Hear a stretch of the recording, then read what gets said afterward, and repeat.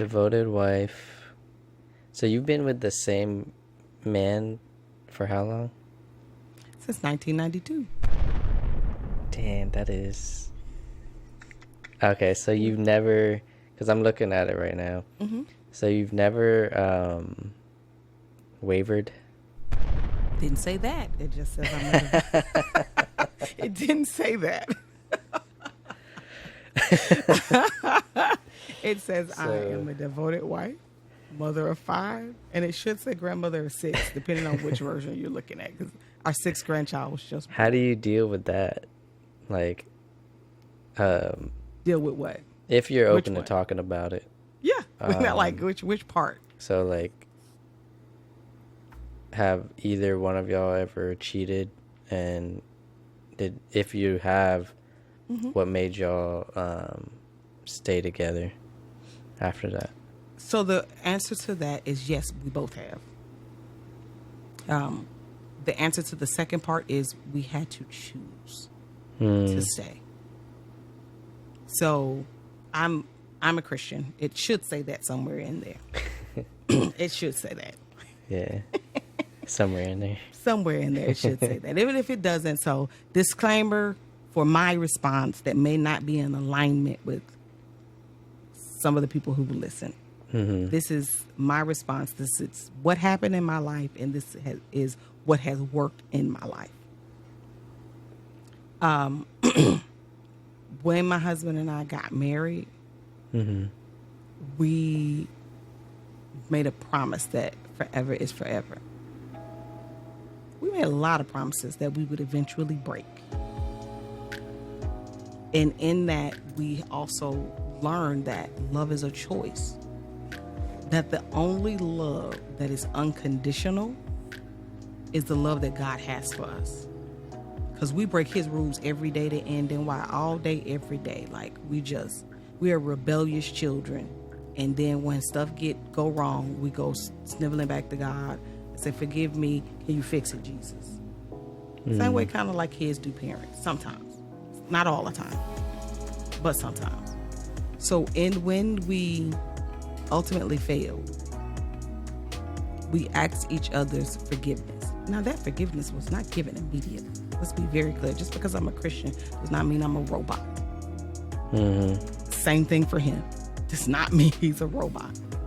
There was a process in that. Like I can say, there's always a process, man. It's a process, and that's where the choice came in. Where was I willing to go through the process that it would take to heal my heart and to trust him again? And same thing for him. Was he willing to go through the process to heal and to trust me again? And on the occasions that happened, we made the choice that yes, don't know how long it's going to take. Don't know if it'll ever be. As a matter of fact, I don't want it to be like it was, because obviously like it wasn't working. So we got to figure out how to make it better, something changes. How to make it different. It does. It changes. Because I dealt with the same thing. That's why. But I decided for the D word. And a lot of people do it. It's so like if I could clear up a couple of things, if people may be thinking, okay, yeah, but Christians can't never get divorced. That's not true. That's not true at all. Yeah. The Bible gives us some very specifics as to why we can get a divorce. And at the top of that list is adultery. It's at the top of the list, for sure. And that if the man cheats on the woman is free to get a divorce and go marry whoever she wants to. Live your best life. Leave him behind. Because when God made us, he knows our emotions. He knows what we can handle and what we can't. And he said, no, my people ain't going to be able to handle that. They ain't going to be able to handle that. So yeah, if they want out, go ahead and get out. And a lot of people are under the misconception that abuse is allowed in a Christian marriage. No. That's not allowed. Physical, mental, financial abuse is not allowed in a Christian marriage. God doesn't honor that. If you stay, that's on you. Now, does that mean he could change people? Absolutely, if they want to be changed. If they don't want to be changed, bro, leave. Sis, leave.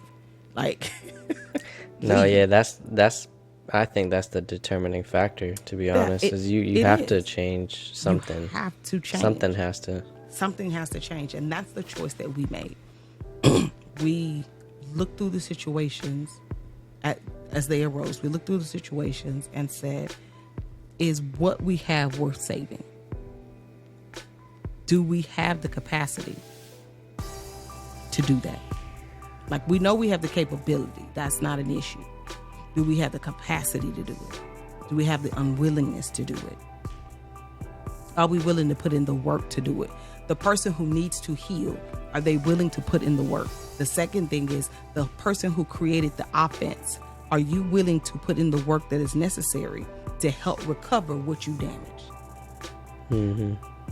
And oftentimes, the answer to that question for both people is no. Like, I want you to forgive me. I want you to love me. But I don't want you to turn into this bitter individual, even though I made you this bitter. I don't want to deal with that. I shouldn't have to keep living through that. Yeah, buddy, you do. That's the point that I got to. That's it's like with me, because my wife cheated first, and then I forgave her too fast. I was like, I forgive you, let's just make this work, type of deal. But then I threw my emotions out the window, and I was like, you hadn't even processed. I was like, I'll deal with that later. Like, I just want to make this work. Let's make it work. I forgive you. And then it just kept getting worse and worse, and she started disrespecting me, and I just it boiled up to a point where it was like, man, I just got real with myself. I was like, I have to focus on myself and not because she didn't want to change. She wasn't willing to change. And yeah, and I was just like, there comes a point where you enough is enough type of thing, where it's like, man, you can't live your whole life trying to change somebody. And then but I got to a point where I'm not bitter anymore. I forgave her, truly forgave her, and let it all go. Because I think, honestly, to me, forgiveness, I don't understand grudges, man, because forgiveness is for you. It's not for the other person. It's for you to forgive and let go within your heart. I think people struggle with forgiveness because they feel like they're allowing the other person to get away with it. Yeah. And they haven't processed the fact that bitterness, that anger, that malice, you hold on to that unforgiveness, it hurts you physically. It makes you physically ill. Your hair falling out. You're either getting real fat because you're gaining weight, or you're getting too skinny because you're losing weight. It changes your character. Or you don't sleep. You're not sleeping. You were once a carefree, bright, spirited individual, and now you're this dark, bitter person, cynical person when you weren't before. Forgiveness is freeing, and it is for you. Because the fact of the matter is, whether or not you forgive that other person, they have the freedom to move on. And most of the time they do, and that makes you more bitter. Because you see them moving on. Just forgive them. And you're still holding on to it. You're still holding on. Go through that process, and healing process. And that's another thing that in one of our, we're very big proponents of therapy. My husband and I. I'm a big proponent of it too. We are Prepare and Enrich certified facilitators. And what Prepare and Enrich is, it is a premarital assessment. And we can use that assessment with people who are already married as well. And what it does, it gives you a really good gauge of who you are as an individual and what type of relationship you have with this person that you're saying, I'm going to be with henceforth, now, and forevermore. Therapy helps prior to and during. We encourage people to get therapy just like you go in for your annual checkup, or you take your vehicle in for your annual checkup. You need to do that with your relationship. Yeah, because you're- it's a safe space for you to have conversations that you wouldn't normally have. yeah, because your relationship needs It needs a tune work. up every now and then. You're not gonna be in the honeymoon phase forever, and I think that's where people get lost. It's like Yeah. they see love as like this, like the movies, like And it couldn't be the furthest from the truth. Love is messy. It's messy, you know. And oh man, the yeah. third thing that, well, one of the third things that we've learned over the years in therapy is this. One of our therapists told us once, when you look at the offense you created, and in this particular instance, it was about being unfaithful, adultery. However long it took you to involve yourself into that situation, emotionally and physically, however long that relationship lasted, you need to give your significant other at least 5 times that in time to heal. No less than 2. If they recover, so if you were in a situation for 5 years, you need to give your spouse at least 10 to deal with your 5-year adultery, if they choose to stay. And then people eyes got like, wow, that long? You did That it is for a long 5 time. years. Like, come on. That is a long time. You know, whether it was a one-night stand or, you know, a workplace fling. Well, we only together like 3 times. It doesn't matter. It does not matter. You took your time to cultivate that. And they're going to need to take their time to deal with the fact that you intentionally cultivated that. Yeah, then that's did it. man. That's the thing where it's like that's where it gets like toxic, where people try to defend the fact that they cheated or whatever. It's like, cheated. man, that just shows that you must not have cared or something was wrong. And Yeah, it shows like a really big lack of immaturity, and I attribute that to culture through men and women dynamics. Because especially now, it's unfortunately- getting worse. The Yeah. hookup culture. Unfortunately, you know, the world has said that, oh, men can sow their oats. Like men they can't help themselves. They can do it. Yes, they can. They can help themselves. They made a choice You because can't help yourself. unless- Like, what does that even mean? like that's what I'm saying. Like, bro, listen, you're telling me that this woman who you've been cultivating to get into her panties, you've been doing that because that was the goal. oh, That man. means she had to be burning in her flesh lusting for you as much as you were burning in your flesh lusting for her.